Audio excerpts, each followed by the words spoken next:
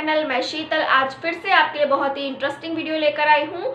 आज की वीडियो में हम मेन्यूज़ करने वाले हैं। जैसा कि लास्ट वीडियो में हमने मेन्यूज़ किए थे जिसमें हमने अरेंज, व्यू, लेआउट कंप्लीट कर चुके हैं और आज हम उससे आगे के मेन्यूज़ करने वाले हैं जिसमें बहुत सारे ऑप्शंस हैं जो बहुत ही इम्पॉर्टेंट है, बहुत ही यूज़फुल है, जो किसी भी क्रिएटिव को बनाने के लिए बहुत ही ज़रूरी है।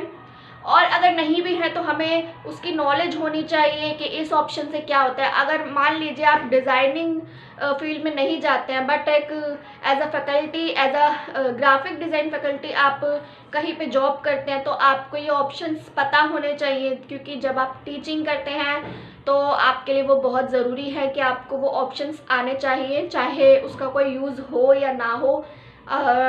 तो आपको वो सारे ऑप्शन पता होने चाहिए कि किसका क्या यूज़ है। ये मैं आपको अपना खुद का एक्सपीरियंस शेयर कर रही हूँ कि before graphic designing I was a teacher as a graphic designing. तो उसमें क्या होता था कि जो भी स्टूडेंट्स होते थे तो उनको मुझे क्लास देनी पड़ती थी कि कोरल ड्रॉ में क्या क्या ऑप्शंस होते हैं, टूल्स क्या होते हैं, मेन्यूज़ क्या होते हैं और कौन से मेन्यू में कौन सा जो भी ऑप्शन है उसका क्या यूज़ है, कैसे करना है और हर टूल से क्या हम क्रिएट कर सकते हैं, हम क्या बना सकते हैं।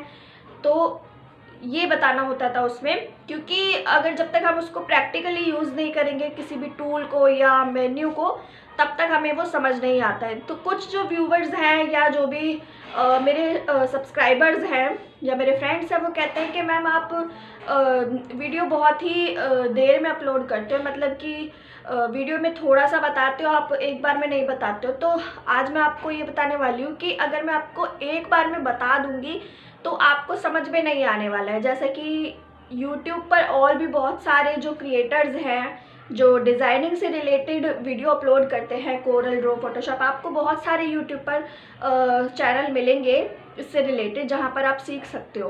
बट उसमें क्या होता है कि वो 1 घंटे की, 1.5 घंटे की, 2 घंटे की क्लासेस होती है जिसमें कई बार क्या होता है, ये मेरा खुद का एक्सपीरियंस है कि जब मैंने सोचा कि मैं इलस्ट्रेटर की कोई प्रैक्टिस कर लूँ या देखूँ तो 1-1 घंटे की क्लास होती है जिसमें उसको देखते देखते नींद आने लग जाती है, जिससे बोरियत हो जाती है थोड़ी सी। तो इसलिए मुझे लगता है कि वीडियो थोड़ी छोटी होनी चाहिए जिससे थोड़ी हमें, चाहे हम थोड़ा सीखें बट हमें समझ में आए जो भी हम सीख रहे हैं, जिससे हमें नींद ना आए। तो इसीलिए वीडियो जो है वो छोटी होती है और इंटरेस्टिंग होनी चाहिए कि जो आपको समझ में आए। और मेरी कोशिश रहती है कि वीडियो में जो भी मैंने आपको टूल्स करवाए हैं मैं उसका एक प्रैक्टिकल ज़रूर करके दिखाऊं कि इस टूल से हम क्या क्रिएट कर सकते हैं। जैसे कि फर्स्ट वीडियो में मैंने आपको बताए थे ऑब्जेक्ट्स कौन कौन से होते हैं, सर्कल, रेक्टेंगल। तो मैंने आपको एक रंगोली डिज़ाइन बना के दिखाया था with the help of circle और रेक्टेंगल। फिर उसके बाद मैंने आपको जो एक टूल करवाया था जैसे ट्रांसपेरेंसी, 3D इफेक्ट या फिर ब्लेंड टूल। तो ब्लेंड में मैंने आपको एक 3D type of flower design करके बताया था। तो ऐसे ही जैसे अब मैंने आपको लास्ट वीडियो में बताया था रोल ओवर ऑप्शन, तो उसमें मैंने आपको वो स्माइली का यूज़ करके बताया था कि हम उससे एक एनिमेटेड चीज़ बना सकते हैं। तो मैं यही चाहूँगी कि आप भी जब भी कोई मान लीजिए टूल्स कर रहे हैं, चाहे वो ज़रूरी नहीं है कोरल ड्रॉ हो, चाहे वो कोई भी सॉफ्टवेयर हो, कुछ भी हो, तो आप उसमें जो भी टूल्स हैं उसको यूज़ करके देखिए कि उससे हम क्या बना सकते हैं। कुछ नया बनाइए, ज़रूरी नहीं है कि आपको वो उस क्लास में बनवाया जा रहा है या बताया जा रहा है। आप उसको खुद करके देखिए, कुछ नया बना के देखिए, क्या पता कुछ नया ही क्रिएट हो जाए। सो आई थिंक आज के लिए इतना काफ़ी है। तो चलिए शुरू करते हैं आज की क्लास। तो फ्रेंड, जैसा कि हमने लास्ट वीडियो में मेन्यू किए थे, मेन्यूज़ में हमने जो लास्ट वीडियो में हमने मेन्यू किया था वो था ऑब्जेक्ट मेन्यू। ऑब्जेक्ट में हमने जो ऑप्शंस थे वो था क्रिएट, इंसर्ट, पावर क्लिप, ये हमने ऑप्शंस किए थे और एक रोल ओवर किया था। तो आज जो मैं आपको बताने वाली हूँ सबसे पहले वो है सिमेट्री। सिमेट्री में क्या होता है कि जैसे हम कोई ऑब्जेक्ट बनाते हैं तो वो उसकी एक सिमेट्री होती है, तो उसके लिए ये यूज़ किया जाता है। जैसे कि मैं आपको करके बताती हूँ तभी आपको पता चलेगा। यहाँ पे लिखा है क्रिएट न्यू सिमेट्री, तो इस पर क्लिक करते ही क्या होगा, ये यहाँ पे एक लाइन आ जाएगी तो जिससे हम अलाइनमेंट के साथ में कोई भी चीज़ क्रिएट कर सकते हैं कि इतना गैप होना चाहिए, ठीक है, इतना स्पेस होना चाहिए, जो भी है। तो जैसे मैंने यहाँ से एक सर्कल ले लिया और मैंने इसके यहाँ पर ड्रॉ कर दिया बीच में। आपको यहाँ से जो भी कलर लेना है, आउटलाइन कलर जो भी है वो सब देख लेना है यहाँ से, इस तरीके से। अब मैं क्या करूँगी, अब यहाँ पे ये ऑप्शन दिए हुए हैं कि मिरर लाइन, तो ये जो लाइंस है उनका मिरर बन जाएगा। अभी 1 है, यहाँ से मैं ये 2 हो गए, 3 4 5 जितने भी हैं ये बन जाएंगे यहाँ पे लाइन, तो उसकी मिरर कॉपी हो जाएगी। फिर यहाँ से ये रोटेशन चेंज कर सकते हो आप, इसकी 90 डिग्री पे चाहिए या जो भी है। यहाँ से देखो ये रोटेशन चेंज हो रही है, मैंने 90 कर दिया। यहाँ से मैं इसको बढ़ा देती हूँ, ये देखिए अपने आप ही ये बन गया। अब क्या कर देना आपको, बस यहाँ से कर देना फिनिश और ये बन गया हमारी सिमेट्री वाला ऑब्जेक्ट। तो देखिए कितना आसान है, आप यहाँ से कलर भी चेंज कर सकते हैं, आउटलाइन जो भी है। अभी क्या हो रहा है, अभी मैं इसको एक को सेलेक्ट करी हुई, पूरा ही सेलेक्ट हो रहा है ऑब्जेक्ट। तो आपको अगर चाहिए कि ये अलग अलग हो जाए, सब में अलग अलग कलर करना है, तो राइट क्लिक करके रिमूव सिमेट्री कर दीजिए। तो क्या होगा, ये पूरा हट जाएगा, मतलब जो आपने सिमेट्री की थी वो हट जाएगी। और अगर आपको कलर चेंज करना है या अलग अलग चाहिए, तो आपको क्या करना है, यहाँ से देखा है लिखा हुआ है ब्रेक लिंक, इस पर क्लिक कर दीजिए। ब्रेक लिंक हो गया। अब राइट क्लिक करना है और कर देना अनग्रुप ऑल। तो अब आप जिसको भी सेलेक्ट करोगे एक एक सेलेक्ट हो जाएगा इस तरीके से। तो सिमेट्री का ये यूज़ होता है। उसके बाद आता है, तो सिमेट्री में ये सारे ऑप्शन वही है, edit symmetry, finish editing symmetry, remove symmetry और ब्रेक सिमेट्री लिंक। मतलब जो प्रॉपर्टी बार में ऑप्शन आ रहे थे वही है, या राइट क्लिक करके भी आ रहे थे, तो यहाँ से भी कर सकते हो या फिर वहाँ से भी कर सकते हो, जैसे हमने रोल ओवर में किया था। तो वही चीज़ें हैं ये। उसके बाद आता है सिंबल। मतलब सिंबल क्या होता है, जो इसमें पहले से ही हमारे पास कुछ सिंबल्स होते हैं जिनको यूज़ करके हम अपनी डिज़ाइनिंग में यूज़ कर सकते हैं। मतलब कि उनको कुछ पहले से ऑटोमेटिकली बने हुए सिंबल्स होते हैं। तो यहाँ से हम न्यू सिंबल क्रिएट कर सकते हैं। जैसे क्रिएट न्यू सिंबल, यहाँ ऑप्शन आ गया सिंबल 3, तो मैंने इसको कोई नाम दे दिया। अब जैसे सिंबल 3 डाल दिया, ओके कर दिया। तो सिंबल वैसे आप कहाँ से लेते हो, यहाँ से लेते हो आप। कंट्रोल F11 करोगे तो यहाँ से आपको ये सिंबल जो है मिल जाएंगे, ठीक है। यहाँ पे इसको ऐसे नीचे आप जाओगे वेबडिंग्स में, या जो भी सिंबल आपको चाहिए वो आप ले सकते हो। ये सब दे रखे हैं यहाँ पे, ये रहे एंटायर फॉन्ट, एरो चाहिए, करेंसी या जो भी है, ये सारे दे रखे हैं यहाँ पे। और यहाँ पे वेबडिंग्स डालोगे अगर आप, वेबडिंग्स, ये देखिए सब सिंबल्स हैं। तो आप जब लोगो क्रिएट करते हो तो उसमें आप यहाँ से यूज़ कर सकते हो कोई भी सिंबल। जैसे ये लॉक दिया हुआ है या ये दिया हुआ है, तो आप यहाँ यूज़ कर सकते हो, ठीक है। ये सारे सिंबल्स हैं। तो ये हम मतलब इसी की तरह हम कोई भी सिंबल अगर हमें इंसर्ट करना है उसके लिए हम यूज़ कर सकते हैं। उसके बाद जो ऑप्शन है वो है रोल ओवर, तो मैंने आपको बता ही दिया था। उसके बाद क्लियर ट्रांसफॉर्मेशन, यानी कि इसमें जो भी ट्रांसफॉर्म कर रखा है वो क्लियर करना। मतलब अगर हमने उसकी हाइट विड्थ कम ज़्यादा कर रखे, ट्रांसफॉर्म कर रखे, वो हटाने का ट्रांसफॉर्मेशन क्लियर करना, यही होता है। उसके बाद आता है कॉपी इफ़ेक्ट। कॉपी इफ़ेक्ट मतलब कि ये पर्सपेक्टिव फ्रॉम, एनवेलप फ्रॉम, ये सारे जो ऑप्शन है, अगर हमने कोई इफ़ेक्ट डाला हुआ है इसमें, जैसे कि पर्सपेक्टिव कर रखा है या एनवेलप कर रखा है किसी को, तो उसकी कॉपी करना, ठीक है। जैसे कि ये लिया मैंने और यहाँ से मैंने कर दिया इसको एनवेलप,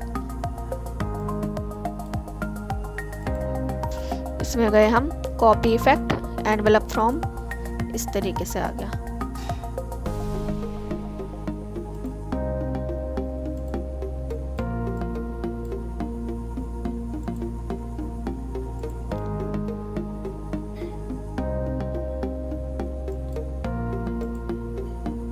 तो इसमें क्या होता है, जो हमने इसमें किया है वो इसमें भी हो जाए। जैसे कि आपको क्या करना है, एक और ऑब्जेक्ट लेना है। यहाँ पे ये मैंने यहाँ सर्कल ले लिया।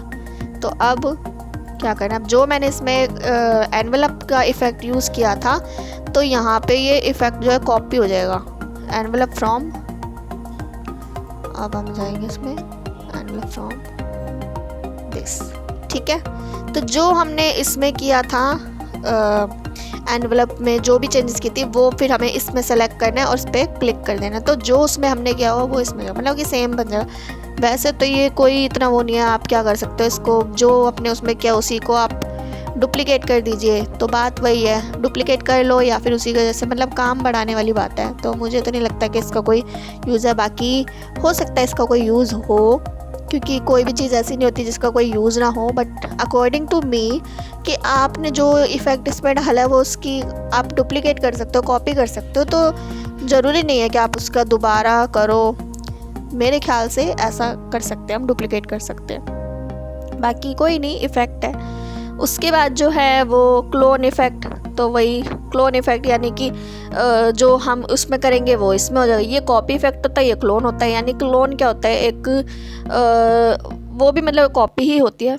उसके बाद जो है वो है क्लियर ब्लेंड, तो जो भी आपने ब्लेंडिंग की होगी वो क्लियर हो जाएगा।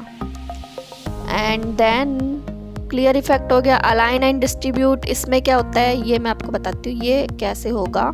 ये सबसे ज़रूरी है, क्योंकि जब तक आपकी जो है क्रिएटिव जो है उसमें अलाइनमेंट नहीं होगी ठीक से, तो वो क्रिएटिव अच्छा ही नहीं लगेगा, मतलब उसमें वो शो नहीं आएगी कि जो होनी चाहिए। जैसे कि मैंने ये बॉक्स क्रिएट किया, इसमें कोई कलर फिल किया, और मैंने इसमें ये जो बॉक्सेस हैं ये मैं चाहती हूँ कि ये जो है ये यहाँ पर टॉप में लेफ़्ट कॉर्नर में हो और ये जो है ये बॉटम में हो। तो अगर मैं इसको ऐसे ही अपने हिसाब से कर दूँगी तो क्या होगा, ऊपर नीचे भी हो सकता है, ये आगे पीछे भी हो सकता है, या हो सकता है थोड़ा सा ये बाहर भी निकल जाए, जो बाद में अगर मैं ये कोई भी क्रिएटिव प्रिंटिंग के लिए देती हूँ तो उसमें ये ठीक से नहीं दिखेगा, वो क्लैरिटी नहीं आएगी जो होनी चाहिए, सफाई नहीं आएगी वो। तो क्या करना है आपको क्या करना है, इसमें जाना है ऑप्शन में, ऑब्जेक्ट में, और इसको अलाइन एंड डिस्ट्रीब्यूट में जाना है। सेंटर टू पेज कर दिया तो ये पेज के सेंटर में आ गया। और उसके बाद आता है सेंटर टू पेज हॉरिजॉन्टली, ठीक है। और अगर आप चाहते हो ये टॉप में आ जाए तो क्या करना है, आपको किसके टॉप में चाहिए, इस पेज के टॉप में चाहिए, तो आपको क्या करना है, ये सेलेक्ट करना है और ये पेज भी सेलेक्ट करना है शिफ्ट के साथ, ऐसे। अब ऑब्जेक्ट में जाना है, अलाइन एंड डिस्ट्रीब्यूट, तो अलाइन टॉप में चला गया।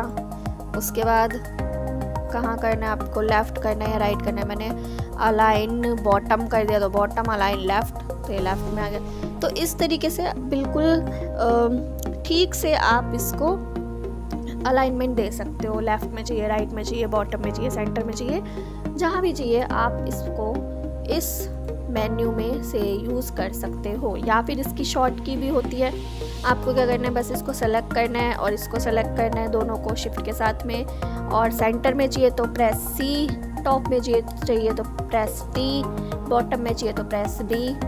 इस तरीके से आप कर सकते हैं। लेफ़्ट के लिए एल, राइट के लिए आर। तो इस तरीके से आप इसकी अलाइनमेंट कर सकते हो, ठीक है। उसके बाद आता है फिट ऑब्जेक्ट टू पाथ। तो ये जो है इसको फिट करना, तो यहाँ पे ये ऑप्शन आ जाता है कि selection order, uniform object spacing, मतलब कि जो भी है ये सारे ऑप्शन आ जाते हैं इसमें, ठीक है। और उसके बाद है ऑर्डर में क्या होता है, अब जैसे कि ये है, मैंने इसको कोई और कलर दे दिया इस तरीके से, मैं चाहती हूँ कि, और एक और दे दिया इसके ऊपर, ये इस पर ये कलर कर दिया, मैं चाहती हूँ ये येलो वाला इस ब्लू वाले के पीछे आ जाए। तो ऑब्जेक्ट में गए हम, order to back of page कर देंगे तो पेज के बैक में चला, टू बैक ऑफ लेयर कर देंगे तो इस लेयर के पीछे चला गया। और फ्रंट ऑफ लेयर करना है तो भी हमें ये फॉरवर्ड 1 तो एक स्टेप आगे आ गया। और टू फ्रंट ऑफ लेयर तो ये इसके फ्रंट में आ गया। तो मतलब ये ऑर्डर देने के लिए है कि ये फ्रंट में चाहिए, बैक में चाहिए, ठीक है, उसके लिए होता है ये। उसके बाद ग्रुप अनग्रुप के लिए अब मैं चाहती हूँ ये दोनों ग्रुप हो जाए ऑब्जेक्ट, तो इन दोनों को या तो हम कंट्रोल G कर देंगे या फिर यहाँ जाके ग्रुप कर देंगे। यहाँ से ग्रुप हो गया, अब ये ग्रुप हो गया, ये दोनों ग्रुप बन चुके हैं। अनग्रुप करना है तो आप दोबारा यहाँ पे अनग्रुप कर सकते हो। अगर ये सारे ग्रुप हैं तो यहाँ से ये सारे ग्रुप कर दो पहले तो, और फिर अनग्रुप ऑल करना है तो सबको सेलेक्ट कीजिए और यहाँ से कर दीजिए अनग्रुप ऑल, तो ये सारे अनग्रुप हो जाएंगे।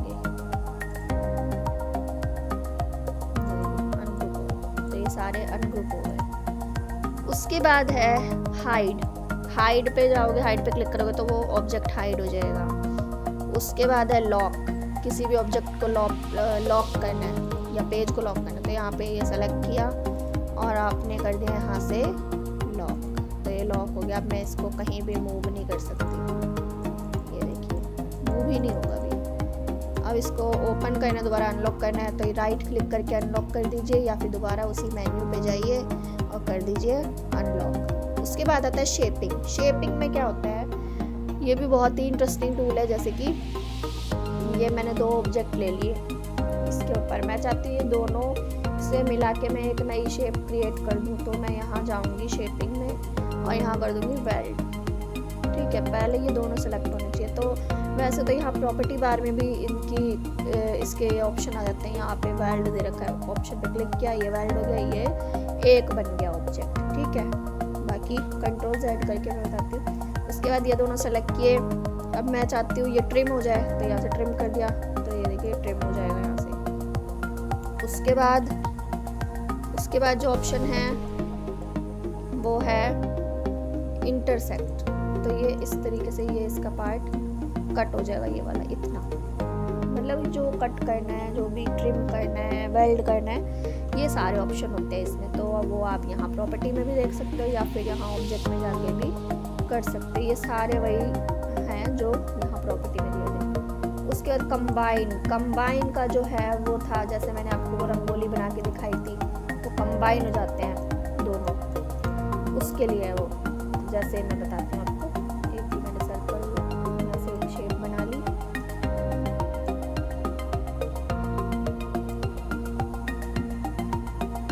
ऐसे रिपीट कर दिया, ये हो गया। अब इसके बाद आप अगर इसमें कलर करते हो, ये कलर हो गया, ये पूरे में ऐसा हो गया, इसकी कोई शेप नहीं आ रही। अब इसको अगर आप करते हो कंट्रोल L, तो ये कंबाइन हो गई। कंबाइन की शॉर्ट की है, या फिर आप यहाँ से भी कर सकते हो कंबाइन। ये देखिए कंट्रोल L दिया हुआ है, तो आप कंट्रोल L कर दोगे, इस तरीके से कंबाइन हो जाएगी, मतलब कि ये जुड़ जाएंगे आपस में और एक नई शेप बन जाएगी। वरना मैंने तो इसको कोई ग्रुप नहीं किया था, एक मतलब मैंने सर्कल लिया था, उसी से एक शेप बनाई, उसी से रंगोली बनाई। तो कंबाइन से ये होता है, ये एक न्यू शेप बन जाती है, आपस में जॉइंट हो जाते हैं। उसके बाद है ब्रेक कर्व अपार्ट, ब्रेक करना पार्ट को, ये ब्रेक हो गए, ये सारे अलग अलग हो गए, सारे पार्ट अलग अलग हो, ब्रेक करना उनको। उसके बाद ऐड पर्सपेक्टिव ऐड करना है इसमें, इस तरीके से आप किसी भी शेप को पर्सपेक्टिवली चेंज कर सकते हो, इस तरीके से। ये देखिए ये एंगल वगैरह सब दिया हुआ है इसमें, यहाँ से कम ज़्यादा करना है जो भी है, इस तरीके से कर सकते हो आप। उसके बाद आता है कन्वर्ट टू कर्व। अब जैसे कि कन्वर्ट टू कर्व का मैंने आपको बताया था, जैसे ये मैंने ऑब्जेक्ट लिया, इसकी शेप को चेंज करना है मुझे, तो राइट क्लिक करके कन्वर्ट टू कर्व किया, तो यहाँ से शेप से आप क्या कर सकते हो, इसको चेंज कर सकते हो। ठीक है, कन्वर्ट टू कर्व करके, और ये जो दिया हुआ है इससे आप कर्व भी कर सकते हो इसको। ठीक है, कन्वर्ट टू कर्व करके कर्व भी करना पड़ेगा, यहाँ से टू कर्व करने के लिए यहाँ पे एरो आ जाएंगे, इससे आप कर्व कर सकते हो इसको। उसके बाद आता है कन्वर्ट टू बिटमैप, बिटमैप पे कन्वर्ट हो जाएगा, ओके कर देंगे, बिटमैप हो गया। ठीक है, ये ऑब्जेक्ट बन गया एक। अब इसमें हम कोई भी कलर फिल करेंगे, कलर फिल नहीं होगा, मतलब एक इमेज बन गई है ये। उसके बाद आता है जॉइन कर्व्स, ये जो है ये भी बहुत ही पहले है कन्वर्ट आउटलाइन टू ऑब्जेक्ट, हाँ ये भी वही है, आउटलाइंस को ऑब्जेक्ट में क्रिएट करना, जैसे कोई आउटलाइन है, मैंने आउटलाइन क्रिएट की। अब इसको मैं चाहती हूँ ये कोई ऑब्जेक्ट बन जाए। ये हो गया, ऑब्जेक्ट में क्रिएट हो गई है। अब ये ऑब्जेक्ट बन गया। अब मैं इसको लेफ्ट क्लिक से कलर कर रही हूँ, लेफ्ट से भी कलर होगा, वरना क्या होता है आउटलाइन जो होती है वो राइट क्लिक से होती है। देखो मैं लेफ्ट क्लिक कर रही हूँ तो पूरे में फिल हो रहा है, आउटलाइन चेंज हो रही है, और राइट क्लिक करती हूँ तो आउटलाइन में कलर होता है, ये देखिए। लेकिन जब मैंने इसको कन्वर्ट टू ऑब्जेक्ट कर दिया तो ये ऑब्जेक्ट बन गई और लेफ्ट क्लिक करने पे भी कलर हो रहा है इसमें। उसके बाद आता है जॉइन कर्व। जैसे कि मैंने पेन टूल की हेल्प से कोई भी शेप बना दी, कर दिया। अब ये ओपन है, अगर मैं इसमें कलर करूँगी कोई तो कलर नहीं होगा इसमें। राइट क्लिक करके आउटलाइन में तो कलर कर सकते हैं बट ये ऑब्जेक्ट नहीं है। तो क्या करना है, जॉइन कर्व्स। तो हमें क्या करना है, ये दोनों जॉइन कर देते हैं। शेप में गए, यहाँ से कर दिया जॉइन, तो ये हो गए जॉइन। उसके बाद आता है ऑब्जेक्ट। तो ऑब्जेक्ट हमने कौन कौन से ओपन कर रखे हैं, यहाँ पे ये सब शो हो जाएंगे कि हमारे पेज पे कौन कौन से ऑब्जेक्ट हैं, ये सब यहाँ पे आ जाएगा। ठीक है, तो आज हमारा जो ऑब्जेक्ट मेन्यू है कंप्लीट हो चुका है। इसमें बहुत सारे ऑप्शन है करने लायक, तो आप इसकी प्रैक्टिस कीजिए। पावर क्लिप, सिमेट्री, जो मेन है वो कौन से हैं, वो हैं एक तो ये, हाँ क्रिएट रह गया, क्रिएट एरो हेड। तो यहाँ पे आप एरो का हेड क्रिएट कर सकते हैं, यहाँ से बढ़ाना है, घटाना है, विड्थ कम करनी है, ओके कर दोगे तो आप एक एरो क्रिएट कर सकते हो। ठीक है, उसके बाद तो ये हो गया हमारा inside bar code, pattern fill वगैरह, ये सब कुछ। ये रोल ओवर, सिंबल, सिमेट्री, ये बहुत इंपॉर्टेंट है। कॉपी इफेक्ट और clone effect I don't think कि ये ज़्यादा इंपॉर्टेंट है। अलाइन एंड डिस्ट्रीब्यूट बहुत इंपॉर्टेंट है, ऑर्डर भी इंपॉर्टेंट है, ग्रुप इंपॉर्टेंट है, शेपिंग है, और ऐड पर्सपेक्टिव भी, और कन्वर्ट टू कर्व। बाकी सारे जो ऑप्शंस है वो आपको राइट क्लिक करके मिल जाएंगे। तो जो मैंने क्वेश्चन दिया है वो कमेंट करके बताइए कि उससे क्या होता है। क्वेश्चन है कि ओवरप्रिंट फिल और ओवरप्रिंट आउटलाइन का क्या यूज़ है या क्या मतलब है। ओके, तो आज की क्लास में इतना ही। आई होप आपको ये क्लास अच्छी लगी होगी। सो प्रैक्टिस करते रहिए और अपने क्रिएटिव मुझे शेयर कीजिए मेरे इंस्टाग्राम अकाउंट पे। तब तक के लिए बाय।